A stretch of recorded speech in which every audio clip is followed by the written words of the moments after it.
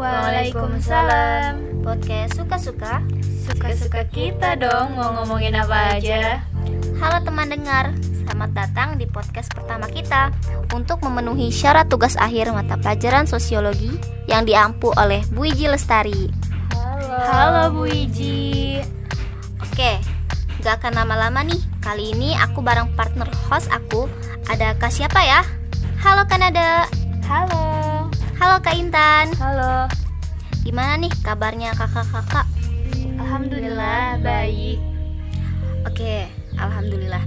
Di sini kita bakalan ngomongin pembelajaran di sekolah kita tercinta. Yap, di mana lagi kalau bukan di MAN 1 Kota Tangerang.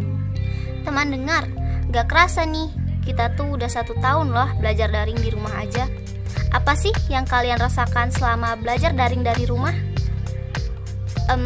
Pertama, Salwa pengen dengar cerita dari Nada. Silahkan.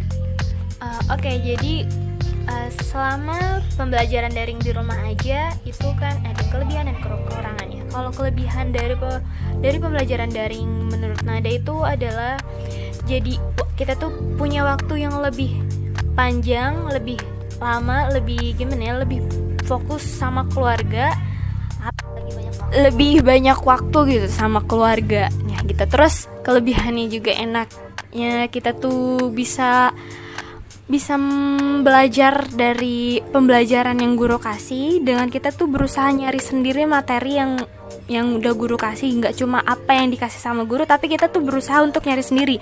Jadi berusaha untuk berusaha untuk mencari tahu sendiri gitu. Nah, kalau itu untuk kelebihannya. Kalau kelebihan menurut Kanada itu ya, kekurangan menurut Kanada itu gini. Dalam masalah gawainya juga sih. Jadi kan nggak semua siswa itu punya gawai pribadi ya. Ada kan yang emang orang tuanya belum mampu untuk membelikan gawai untuk anaknya. Jadi ada aja gitu ya siswa yang masih kekurangan untuk menggunakan gawai, yang dimana jadinya ketika pembelajaran daring itu mereka tuh nggak bisa ngikutin secara efektif dari gitu, karena mereka tuh nggak punya gawai pribadi. Terus juga karena akses internet juga kadang kan itu tuh gimana ya Kak Salwa tuh? Benar sih, benar. Akses internet kalau misalkan kita pakai data internet kan biayanya tuh cukup gede. Terus belum lagi uang jajannya juga kan dikurangin kan sama mama, sama bapak juga gimana ya. Terus juga kalau misalkan lagi kayak gini nih, kita tuh lagi lebih gimana ya, kurang fokus sama materi yang dikasih sama guru, dan itu yang mengharuskan kita mencari sendiri materi yang harus kita pelajari tambahan gitu loh. Jadi emang harus pinter-pinter sendiri gitu. Yes. Nah, itu sih menurut aku. Benar-benar. Aku sih. Benar-benar. Kalau menurut Kanada kayak gitu. Iya sih, benar. Emang yang kita rasain juga sekarang kurang lebih kayak gitu ya, guys. Oke, sekarang dari Kak Intan, gimana nih pendapat dari Kak Intan? Jadi ya selama belajar daring di rumah itu, kalau menurut aku ya emang ada enak enggaknya. Tapi kita harus bisa mengatur waktu, mana yang lebih mentingin keluarga, mana yang mentingin belajar. Dari situ juga kan pasti aku tuh kan punya adik ya, pasti kan kita harus lebih mentinginnya adik lebih dulu, sedangkan adik tuh lebih dibimbing. Nah, kalau masalah kita sendiri kan bisa kita atur sendiri, sedangkan adik itu masih bisa dibimbing lah, masih bisa diajarin, kasih tahu ini itu. Jadi ya itu kita lebih ininya bisa mengatur waktu belajar, jam belajar, jangan terus belajar gitu. Terus ada waktu buat bantu orang tua juga, kayak tugas-tugas di rumah lah gitu. Oh, jadi kayak gitu ya, kelebihan dan kekurangannya menurut Kak Intan. Jadi ya kekurangan itu kayak sebagai keluh kesah Kak Intan gitu ya, karena banyak adik-adik juga di rumah yang harus dibimbing, diperhatikan, karena orang tuanya juga kerja ya Kak Intan. Iya sih, benar-benar. Sama daring dari rumah tuh pokoknya banyak banget kekurangan. Terus kelebihannya juga ada tuh yang kayak tadi Kanada sampaikan. Kalau kita tuh kalau belajar daring harus cari materi tambahan. Ya intinya sih pintar-pintar kita gitu dalam membagi waktu dan juga pekerjaan sekolah, antara pekerjaan sekolah dan juga pekerjaan rumah. Oh iya, kan kalau daring ini kan banyak kurang dan lebihnya kan, ada pro kontranya juga. Nah, menurut kalian tuh selama daring itu apakah peningkatan kemampuan atau prestasi yang diperoleh selama daring itu sama atau berbeda daripada yang sebelumnya? Silahkan Kanada. Kalau menurut aku sih ya sama-sama aja. Sama, kalau aku masih ya nggak peningkatan, nggak juga sih, ada sih peningkatan. Peningkatannya ya lebih karena di rumah aja kan, jadi lebih banyak waktu luang untuk lebih banyak baca gitu sih. Kalau menurut aku gitu. Pokoknya lebih meningkat gimana ya? Lebih kayak lebih banyak pengetahuan yang emang sebenarnya nggak dipelajarin di sekolah, kita tuh karena emang banyak baca. Itu aja sih pengetahuan dari itu. Ya sama, peningkatan ada kekurangannya juga. Ya di sekolah di rumah sama aja, ada rasa malasnya pasti, ada rasa pengen rebahan mulu, ada yang rasa pengen ya benar-benar pengen belajar terus gitu. Jadi peningkatan kalau kita ya emang lebih banyak menghafal kayak itu, hafal Al-Quran.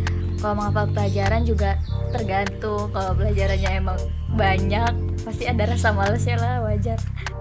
Nah, Kak Salwa, kan kita udah ngasih pendapat nih ya. Terus Kak Salwa gimana deh? Apa sih yang udah ditingkatin?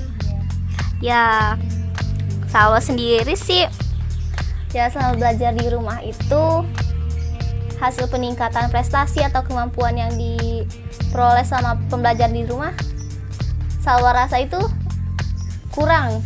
Ya, Salwa tuh kurang banget sama di rumah. Belajar, istirahat ya istirahat. Tapi kalau di sekolah itu malah terbaliknya, belajar, istirahat ya belajar. Beda banget pokoknya. Kalau di rumah tuh malah semakin menikmati waktu di rumah. Tapi ya nggak lupa belajar juga, pasti belajar kalau ada tugas. Ya itu sih Salwa, belajar kalau ada tugas. Kalau nggak ada tugas nggak belajar dong. Ya tetap belajar, cuman lebih fokus kalau belajar ada tugas. Kalau misalkan nggak ada tugas ya belajar ya udah, kalau nggak juga ya nggak apa-apa gitu kalau nggak ada tugas. Paham nggak sih? Ya kayak gitulah pokoknya. Terus juga prestasi yang didapat Salwa selama belajar di rumah itu alhamdulillah sih prestasi. Cuman ya gimana ya, nurun aja, nilai itu turun. Ya pasti semuanya juga lah ngerasain selama belajar di rumah pasti nilai turun. Tapi ya gitu, harus tetap ditingkatin lagi supaya nggak turun. Jadi intinya semangat walaupun belajar dari rumah. Dari Kanada dan Kak Intan, apakah ada kata-kata terakhir yang pengen diucapkan sebagai motivasi untuk kita semua sebagai pelajar dan juga pendengar podcast kami? Kalau dari aku sih ya, kebanyakan orang yang gagal dalam mimpi mereka, gagal bukan dari kurangnya kemampuan, tetapi dari kurangnya komitmen.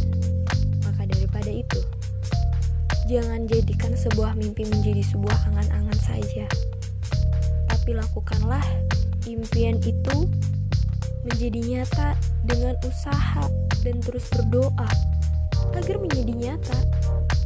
Iya, jadi jangan terlalu bermimpi tanpa kita ingin mewujudkannya. Kita harus berusaha untuk mewujudkan mimpi-mimpi itu. Kita pasti bisa kalau kita berusaha. Gitu. Wow, mantap juga ya motivasinya. Kalau Kak Intan apa nih motivasi buat kita semua? Motivasinya ya kita harus tetap semangat lah ya, walaupun belajar di rumah juga ya tetap ya bersyukur juga gini gitu. Ya dan tetap semangat, terus belajar, jangan Harus semangat jangan sih, malas. Terus belajar. Oke, maaf. Jadi ya intinya semangat dan lakuin selagi lu bisa ya. Gitu sih.